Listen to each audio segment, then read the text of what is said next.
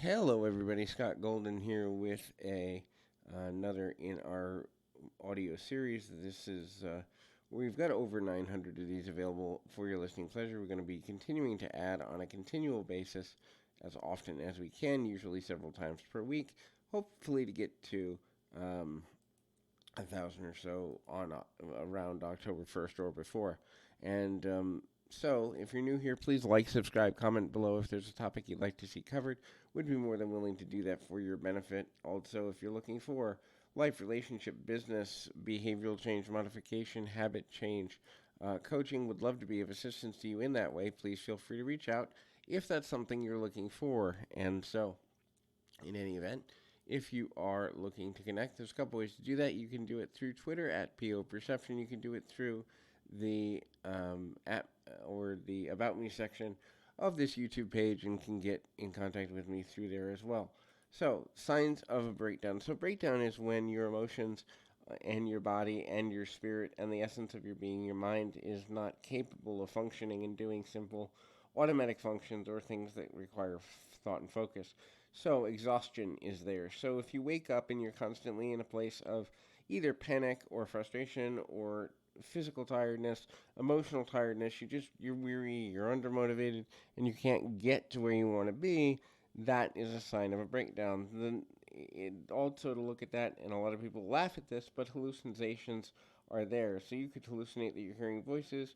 You could be having conversations in your head with people that aren't really there and almost anticipating, sometimes talking out loud to oneself, sometimes visually seeing things, auditory seeing things. Especially this goes if you're not sleeping and eating properly at the same time. Obviously, if you're hallucinating and you're thinking of harming yourself or someone else, immediately get mental health treatment. But if you are close to breaking down and cannot get to a place of control, then and you're hallucinating and you're feeling like your life is out of control and you can't get it back, that's a sign that your mind and body may be breaking down. The next thing to consider is panic. So panic can come forward in terms of all sorts of different ways. So rumination can be a form of panic. In other words, rethinking something to the point of obsession can be a form of panic. Another form of panic is anxiety. So you're anxious and nervous.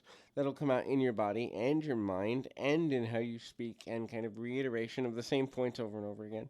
And then a complete panic attack can paralyze you and render you to bed or repetitive tasks over and over again. A lot of times people don't realize that they're having a full-blown panic attack until they physically have symptoms. They can be, in physical pain. They can be tight. They can feel like they're having a heart attack, become dizzy, become nauseous, and other things. Obviously, every person's symptoms will be a little bit different, but if you can't get the panic under control, that's another thing to consider about the possibility of breakdown. The next is if you feel like you cannot get your emotions under control. So if you can almost see from outside yourself, because some people even report when they're having a breakdown, they feel like they're about to have an out-of-body experience, like they are seeing themselves from above or outside of themselves. This is because their relationship with themselves is disassociated, and thus what they're seeing and sensing is how others may see them or how they see themselves from an outside view.